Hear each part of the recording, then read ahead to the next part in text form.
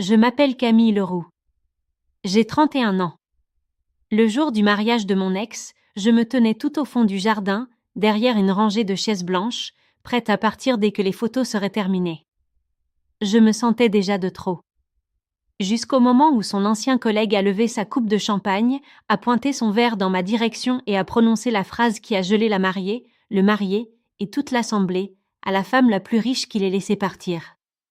À cet instant précis, j'ai compris que ce n'était pas moi qui avais tout perdu en quittant cette relation. Et, sans le savoir encore, c'est ce toast maladroit qui allait déclencher la suite de l'histoire. Je n'étais pas censée être là. Quand j'avais reçu l'invitation, un mois plus tôt, je l'avais relue 10 fois, cherchant un sous-texte, une intention cachée. Une carte élégante, leurs 2 prénoms enlacés, une phrase neutre, nous serions heureux de vous compter parmi nous pour célébrer notre union. Pas un mot sur le fait que j'avais partagé 4 années de vie avec lui. Pas un mot sur le fait que j'avais failli, moi aussi, porter une robe blanche un jour, avant de choisir de partir, seule. Mon entourage s'était divisé, n'y va pas, m'avait dit ma meilleure amie, Zoé. Tu ne dois rien à personne. Justement, avait glissé mon frère. Va Y. Tu verras en vrai à quel point tu as bien fait de tourner la page. Moi, je ne savais pas vraiment pourquoi j'y allais. Par curiosité, peut-être. Par besoin de boucler la boucle. Par envie de voir de mes propres yeux que cette histoire était vraiment terminée. J'avais mis une robe rouge simple, aux épaules légèrement découvertes.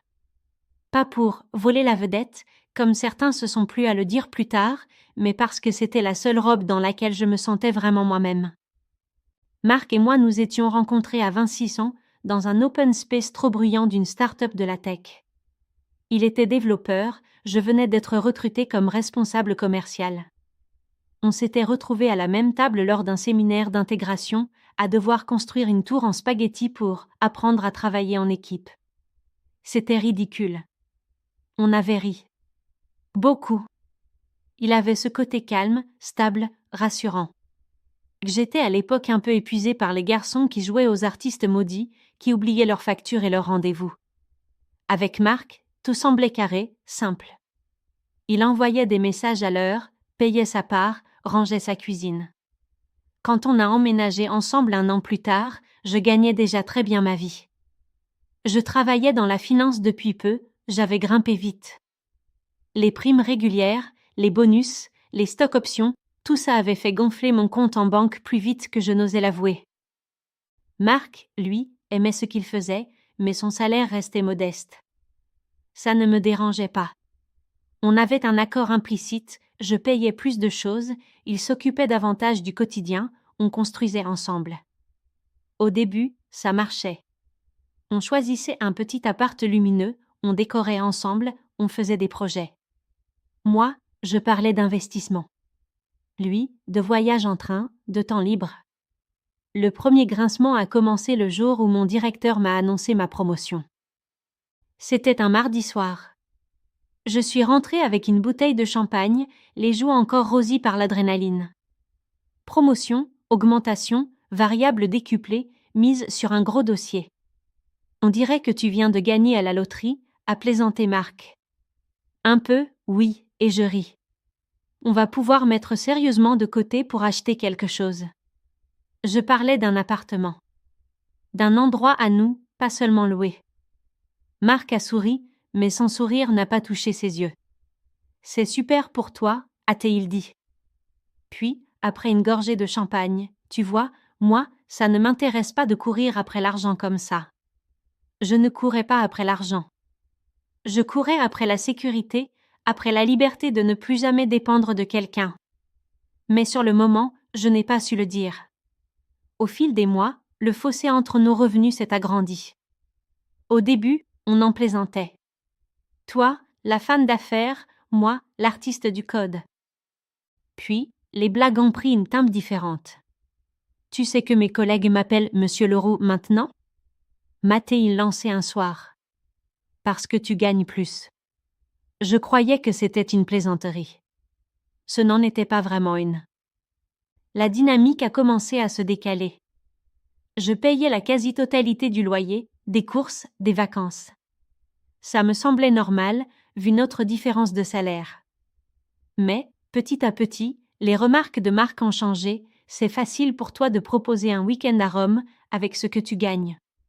Tu ne peux pas comprendre ce que c'est de se sentir à la traîne, toi. Je lui proposais de faire un point ensemble, de trouver un équilibre qui lui convienne. Il balayait la conversation.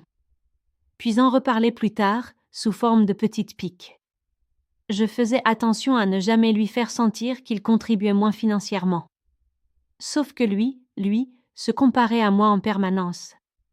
Quand j'ai acheté, à mon nom, un petit studio que je voulais louer, pour investir, il l'a très mal pris. Tu as acheté un appartement sans même m'associer au projet, m'a-t-il reproché. C'est avec mon épargne de plusieurs années, et je répliquai doucement.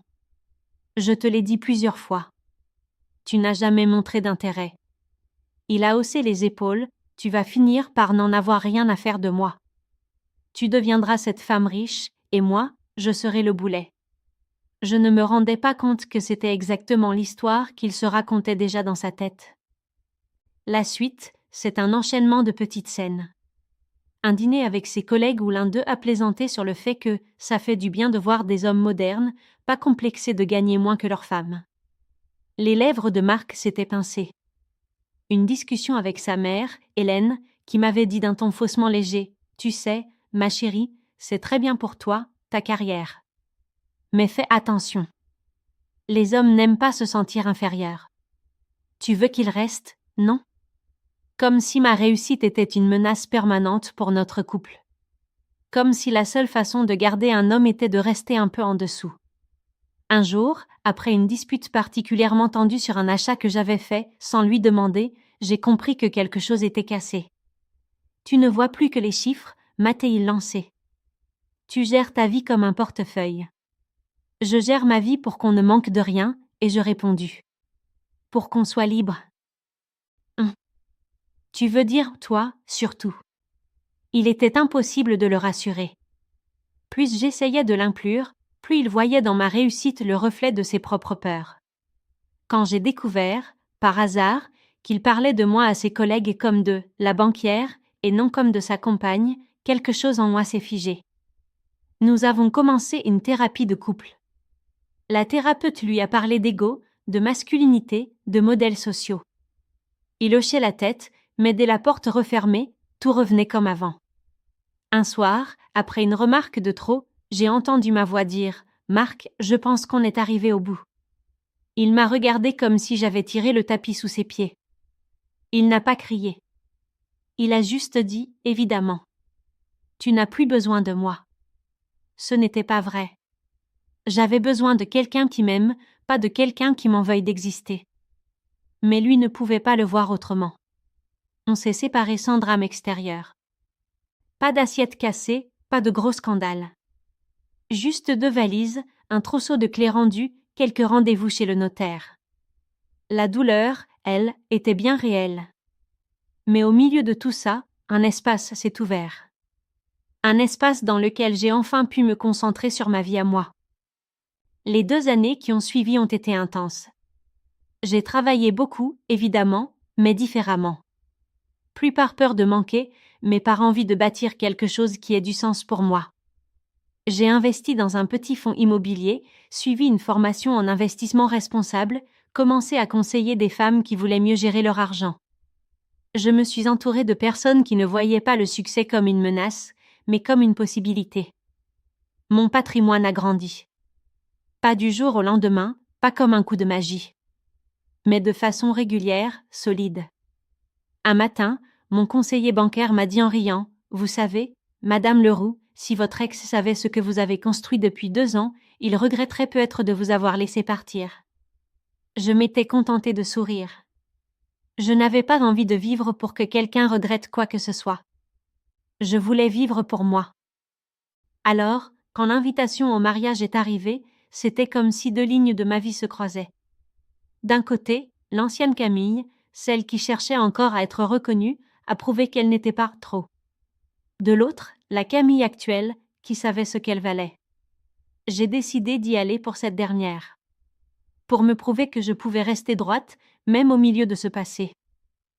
La cérémonie se déroulait dans un grand jardin, à la campagne. Chaises blanches, arches de fleurs, lumière dorée de fin d'après-midi. La mariée, Julie, était jolie dans sa robe en dentelle, simple et élégante. Elle avait l'air sincère, vraiment amoureuse. Je ne lui en voulais pas. Elle n'était pas responsable de ce qui s'était passé entre Marc et moi. Je me suis installée tout au fond, comme je l'avais prévu. Pas la peine de se mettre au premier rang. J'étais une figure secondaire dans ce nouveau chapitre. La cérémonie civile s'est déroulée sans heurts. Des rires, des petites larmes, les promesses, les applaudissements. Ce n'est qu'au moment des toasts que tout a basculé. Nous étions sous une grande tente, les invités debout, un verre à la main. Le champagne coulait, les conversations se croisaient. Le collègue de Marc, Thomas, a demandé le silence en tapotant sa coupe avec une cuillère. Je voudrais dire quelques mots, a-t-il annoncé. Pour Marc, pour Julie et pour une personne que nous n'avons pas vraiment l'habitude de mettre à l'honneur. Je me suis figée. Mon prénom n'avait pas été prononcé. Mais j'ai senti plusieurs regards glisser vers moi, comme une vague discrète. Thomas a souri, un peu trop largement. On connaît tous Marc, a-t-il continué. On a vu ses débuts, ses galères, ses journées sans fin. Et on a aussi connu sa vie d'avant. Quelques rires nerveux dans l'assemblée. Je voudrais porter un toast, non seulement à l'homme qu'il est devenu, mais aussi à la femme la plus riche qu'il ait laissé partir. Et, en disant cela, il a levé sa coupe. Vers moi. Le temps s'est arrêté. Je sentais le rouge monter à mes joues. Pas à cause de la richesse, réelle ou supposée. À cause de la façon dont il venait de réduire notre histoire entière à une blague sur l'argent. Marc, lui, a blanchi. Julie a ouvert la bouche, comme pour chercher de l'air. Les murmures ont commencé. C'est vrai, elle a monté une grosse affaire, non? On m'a dit qu'elle valait plusieurs millions maintenant. Pourquoi elle est venue, d'ailleurs? Je suis restée immobile, mon verre à la main. J'aurais pu sourire poliment et laisser passer. J'aurais pu rougir, m'excuser d'être là, sortir précipitamment. Mais quelque chose, en moi, a refusé. Ce toast n'était pas seulement maladroit. Il était injuste. Il transformait ma réussite en arme contre eux et eux en victimes de leur propre choix. Je n'étais ni une vengeance, ni un trophée perdu. J'étais une personne. J'ai avancé d'un pas Thomas et je dis d'une voix claire. Puis-je ajouter quelque chose à ton toast? Le bourdonnement s'est éteint. Tous les yeux se sont tournés vers moi, cette fois sans détour. Thomas a eu un rire gêné. Ah, Camille, bien sûr. Je me suis tournée vers Julie d'abord. Julie, et je dis, je voudrais te dire quelque chose. Tu ne me dois rien, je ne te dois rien. Tu n'es pas la remplaçante. Tu es la personne qu'il a choisie aujourd'hui.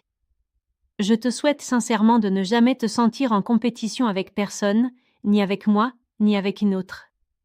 J'ai senti sa tension baisser d'un cran. Puis je me suis tournée vers Marc. Quant à toi, Marc, je n'ai pas besoin qu'on rappelle publiquement ce que j'ai construit depuis qu'on s'est séparés. Ce n'est pas un trophée qu'on brandit pour se faire peur. C'est ma vie. Une vie que j'ai bâtie seule, c'est vrai, mais pas contre toi. Juste pour moi.